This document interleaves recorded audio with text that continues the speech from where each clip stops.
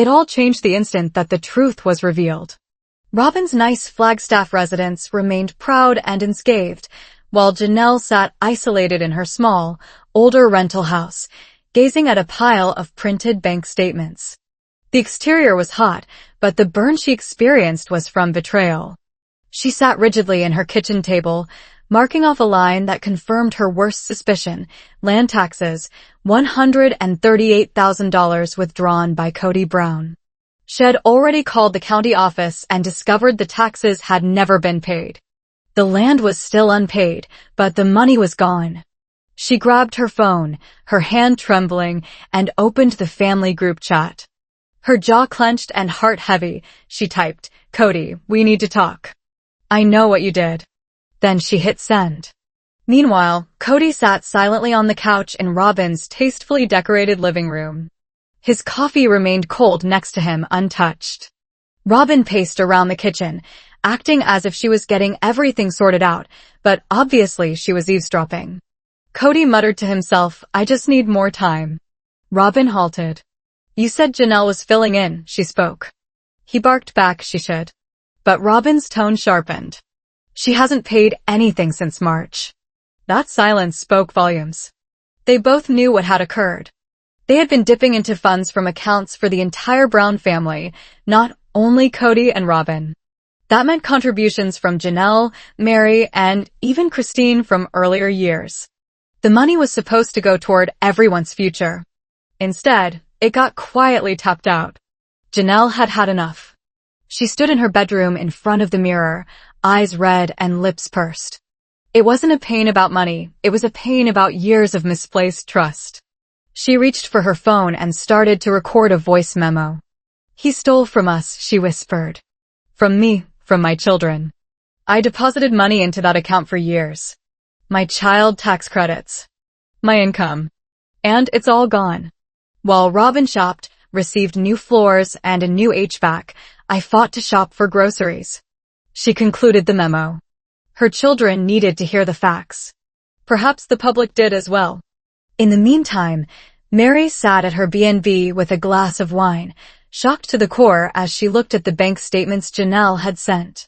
The transactions were like a punch in the gut. Cody had transferred more than $200,000 from the joint family account into Robin's individual business account over a period of 18 months. No conversation. No consent. Just silent betrayal. Meri shook her head and whispered, "He used me. He used all of us." Suddenly, it all became clear.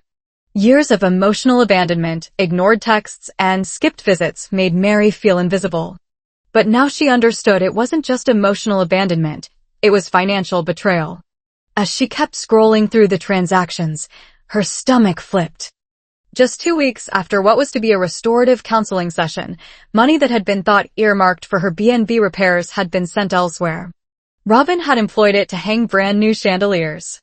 Meri stood there rooted, gazing at the brightly lit phone screen, and muttered to nobody in general, "I hate her. I really hate her." The facade of Robin's ideal life was crumbling.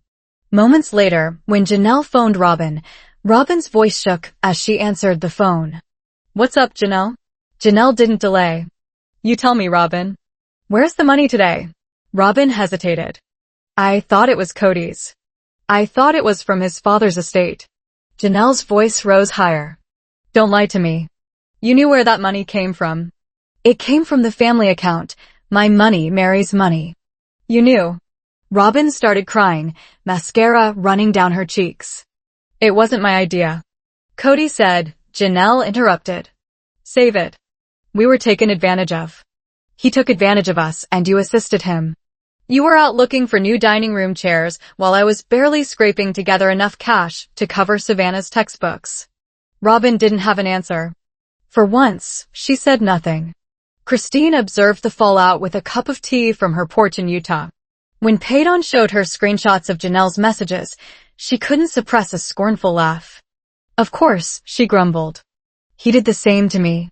She took her phone and began recording a video for later. "I thought I left heartbreak in the dust when I left. But I realize now I didn't flee pain, I fled theft. Spiritual, emotional, and financial theft." Cody gave all to one woman. Out of all of us. And now? Good riddance. Then arrived the instant that would turn the whole Brown family dynamic on its head. Janelle live-streamed on Instagram, something no wife had ever done before. Within a matter of minutes, more than 75,000 people logged on. No makeup. No filters. Just unfiltered truth. Her voice was firm but resolute. This is about the truth. Cody Brown stole money from the family. He spent the money that Meri and I invested, money for our children, and spent it on funding Robin's lifestyle. And then he has the nerve to think we should shut up? No. Not today. She held the bank statements up to view. Hey, erase the proof. The math does the talking. The internet went crazy. Within minutes of ending the live stream, Cody called. She ignored it. A voicemail followed. Janelle, you've destroyed everything. You just blew up this family and the show. But the reality was that Cody had destroyed it years ago. Janelle had only added fuel to the fire. Returning to Flagstaff, Robin sat by herself in her bedroom, phone ringing with outrage. Mean texts, angry DMs, threats. Her kids had witnessed it too. Dayton refused supper and shut his door. The family was breaking apart quickly. In Utah, Meri smiled as she refilled her glass. Christine danced with Truly in her kitchen without tension. Meanwhile, in the halls of TLC headquarters, there was an emergency gathering. Producers sat with mouths agape until one query cut through. Do we cut Cody or Robin? The legal maelstrom was brewing. The day after Janelle's premiere, Cody's phone kept ringing. Calls from TLC, lawyers, and journalists flooded in. And this time, nobody was turning their head away. The phones rang in tabloids, gossip magazines, and most of all, one from a family attorney who had represented Meri and Janelle. Cody glared at the name flashing on his screen, Susan Whitmore. He didn't answer. Instead, he paced the kitchen in tight circles, gasping, jaw set, and ended up slamming the phone down on the kitchen island. Robin stood quietly in the doorway, arms crossed over her chest. Her hair was disheveled, her eyes puffy with tears cried all night. There was no gentleness in her face, only terror. Her voice came out low, almost a whisper. Cody, what do they want? Then, after a moment, Cody, did you steal it? He remained silent. Back at TLC headquarters, an emergency Zoom meeting convened under the caption, Brown Family Crisis, Urgent. The producers were on tenterhooks. Within 18 hours, Janelle's live stream had gone viral, gaining over 2.4 million hits. Social media was also on fire with hashtags such as hashtag Justice for Janelle and hashtag Cody the Thief. The public relations manager stood up and his voice was strained with frustration. We need to keep this show clean of any financial scandal. Cody is a liability. If what Janelle stated is true, this can ruin everything. Another voice, stronger. Let's face it, Robin isn't helping either. The viewers are tired of them both. If we don't do something, our ad dollars will plummet. The executive producer leaned in. Begin developing spin-offs. Christina's new beginning. Meri's comeback. Janelle reclaiming her power. The wives are the future of this brand. Cody and Robin, dead weight. At Lizzie's Heritage Inn in Utah, Meri sat before her laptop, journal in one hand, glass of water in the other. She had just gotten off a Zoom conference with Janelle and their attorney. Legal action was being considered fraud, financial misrepresentation, embezzlement. But Meri's thoughts were elsewhere. He stole everything from me, she whispered. But he forgot who showed him how to build. She clicked open a new blank document and started typing the outline for a new podcast, Unsistered My Life After Cody. For the first time in weeks, a quiet smile spread across her face. In the meantime, Robin had disappeared. She silenced her phone. No Instagram updates. No sightings. No words, not even to her kids. Earlier, Brianna had called out, Mom, did you really take their money? Then closed her door. Robin hadn't responded. Her life was imploding around her. The chandeliers, the new furniture, the shiny Sub-Zero fridge, they all seemed poisonous now. All of it purchased on money destined for the family. Stolen money. Blood money. She walked to the bathroom and stared into the mirror. Her voice cracked as she spoke to her own reflection. You wanted to be the favorite wife. She paused, her face trembling. Well, you're the only one left now. With her knees pulled to her chest, she sank to the cold floor and wept in silence. In Arizona, Janelle took this back. Speaking firmly in a local town hall meeting, she stood in a room of reporters and residents. Behind her was a sign, Coyote Pass Community Planning Council. Cameras snapped as she walked. She was composed, but firm, as she spoke to the crowd. Our family was promised that land. A legacy. But only one wife benefited. The rest of us? We were left with nothing. Once Cody covertly sold parts of the Coyote Pass property and invested the profits in remodeling Robin's home, the facade was broken. Janelle stood before the planning council, voice firm. It's over. We're requiring complete ownership of land we were originally promised, and we're calling for legal action. The room applauded. Even strangers rallied around her. She was no longer a sister wife. She was a leader. She was reclaiming control. Back in Flagstaff, Cody was strutting back and forth in the driveway, shouting into his phone. You think I'm afraid of being sued? They all lived off me for years. I deserve credit for that. But they were not listening. Not his neighbors, not his kids, not TLC. Not even Robin. The street was quiet. Deserted. Lonely. Then, from the sidewalk, someone yelled, Hey Cody, what is it like being broke and alone? Laughter followed. Cody slammed the door shut behind him and disappeared into his apartment. Days later, a beige envelope with his name on it appeared in Cody's mailbox. It wasn't from Janelle. It wasn't from Meri. It was from Whitmore and Gray LLP, one of Arizona's most respected family law firms. It was filled with a joint civil complaint filed by Meri and Janelle Brown. It set out allegations of deceit, breach of fiduciary responsibility, and taking of community property.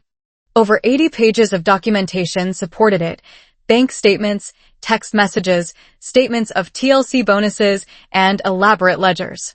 Each page lifted the veil on how Cody had taken shared family funds and channeled them to serve Robin exclusively. As he read through the complaint, his hand shook. This wasn't rumor, it was war. His voice broke as he whispered, They're trying to kill me. They want to cut me off totally. Standing in the corridor with her arms folded, Robin read the document. Her name wasn't mentioned not as an observer, but as a co-defendant. She wasn't just caught in the storm. She was a part of it officially now. Next came the shock. A black SUV drove up outside Flagstaff's courthouse. Christine Brown emerged, cool and calm, her sunglasses covering her eyes, her hair pulled back, and confidence oozing from her every step. She was accompanied by a slightly older Truly, clutching a folder marked estate questions. Though Christine wasn't included in the lawsuit, she had come to stand in solidarity, for Janelle, for Meri, and for herself. She sent a quiet message to Janelle, let him know we're not afraid of him anymore. Janelle glanced back, gave a nod, and walked inside. Christine followed. You didn't think I'd let him get away with this without facing him, did you? She said. Robin sat in the living room alone at home while Cody fumed in another room, frantically dialing any attorney who would answer. A knock on the door followed. Dayton came back with a hand-delivered envelope. Robin opened it cautiously. A letter was inside from her ex-husband's attorneys. The news was blunt and incriminating. We are reopening questions about the legality of Cody Brown's position as adoptive dad and fiduciary manager to these children during the time of alleged financial misappropriation. Robin went numb. It was all coming apart. Robin's fingers felt chilled as she scanned the letter. The words ran into one another, but the import was unmistakable. Outstanding custody language at the time of the adoption of Dayton, Aurora, and Brianna was being brought under examination. The letter accused that, because of financial mismanagement in the period of the adoption, Cody's place as their adoptive father was under investigation for legality. If fraud were found, the adoptions would be reversed retroactively. Robin's whole world, her sense of self as chosen wife, the stability of her children, was crashing around her. The children started taking sides. Michael T. and Paydon went live on Instagram from Utah. Calming but forceful, Michael T. addressed the camera and declared, "The world needs to know the truth. Favoritism wasn't emotional, it was monetary. Robin depended on our mothers to make her life more convenient." But they didn't remain silent. They departed. Paydon continued with a smile, "This isn't about polygamy any longer. It's an actual crime docuseries." Gwendolyn piped up, her voice cutting, "I don't care if he gets eliminated from the show.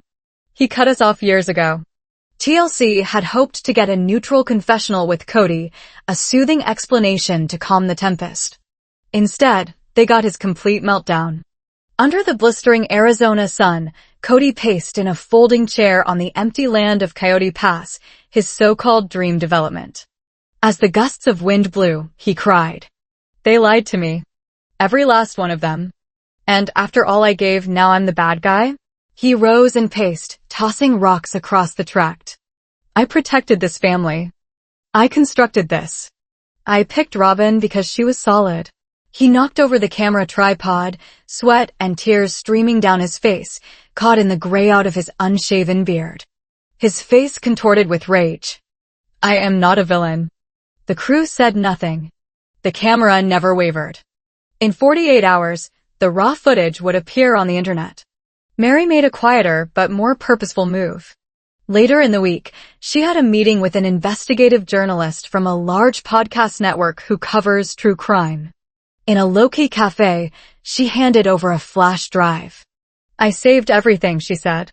"Journal entries, emails, bank statements. I didn't know why at the time. I just never trusted him." The journalist scrolled through the files, her eyes widening. "This is not a messy breakup. This is white-collar crime." Meri nodded.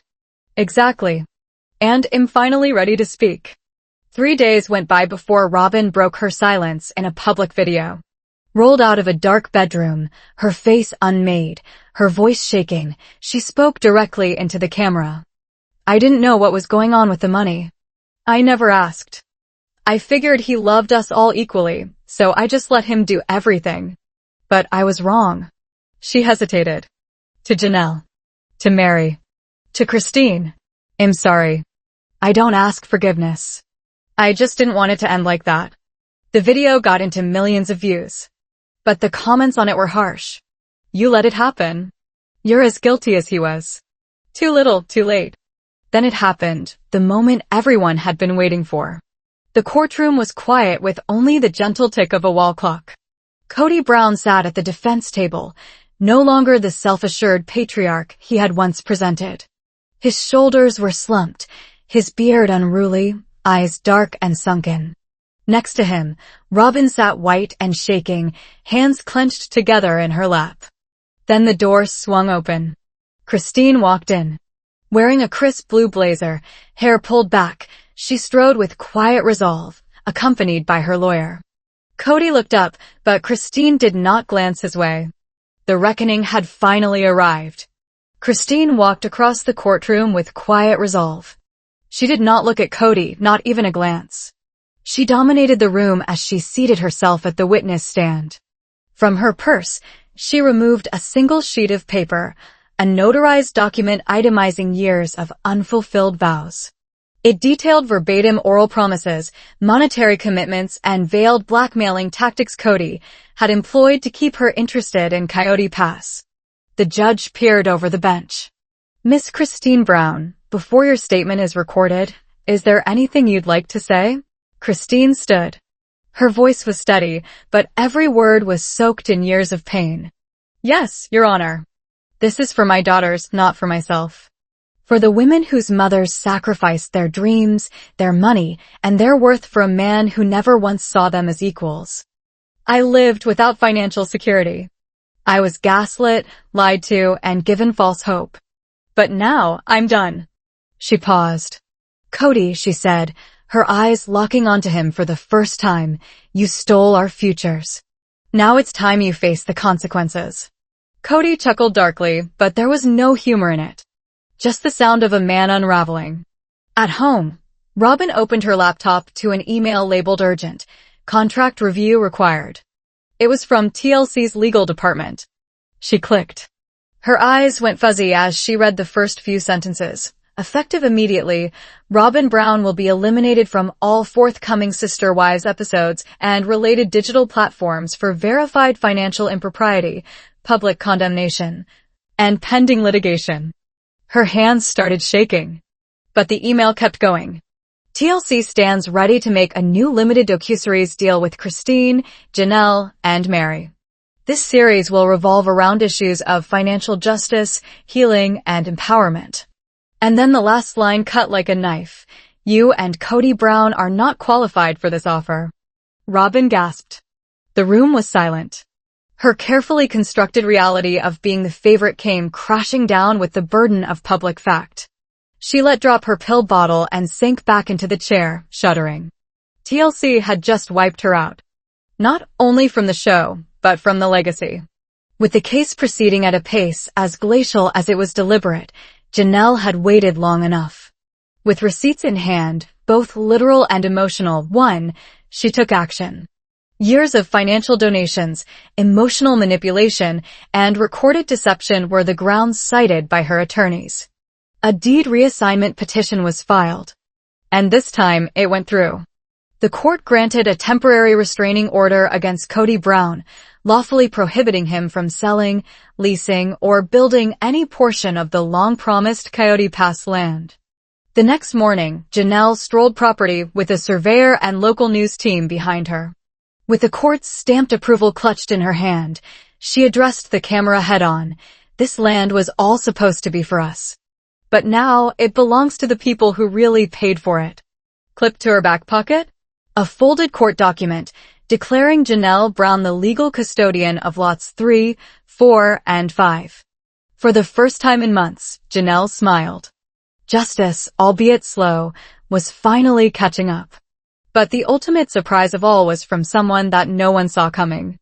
Aurora Brown, Robin's own daughter, filed a sworn affidavit that was read aloud in court. The room froze as the judge recited her words. I love Cody. I love my mom. But I cannot deny the truth anymore. I was told everything was equal. I believed it. But after seeing the financial documents, knowing that money meant for other children paid for our house, I feel ashamed. If there was dishonesty in the adoption process, the court should know. Cody's face went white. Robin gulped in shock. Her daughter had just broken the silence, and it was now a permanent part of the public record. And then, the internet exploded. A leaked video, raw and uncut, went up online, showing Cody in a full-blown meltdown while shooting at Coyote Pass. It was footage TLC had promised never to release. Cody was yelling at producers, I never should have married Meri. Christine was a mistake. Janelle was just a stand-in. Robin was the only one who ever loved me. He ripped the Coyote Pass blueprint up in anger. This land is cursed. The video went immediately viral. The hashtag cancel Cody went trending worldwide within an hour. Large sponsors dropped out of TLC's online shop, removing ad campaigns. But whereas Cody crashed, support poured in for Christine, Janelle, and Meri. Supporters overwhelmed the network with accolades, demanding a new show that focused on healing, truth, and actual empowerment. Undefined in this time, it appears TLC is paying attention. Undefined want to be kept in the loop as this explosive drama keeps playing out. Undefined, hit that subscribe button, leave your opinions in the comments, and join us as we explore the truth behind the mayhem. Undefined, thanks for watching.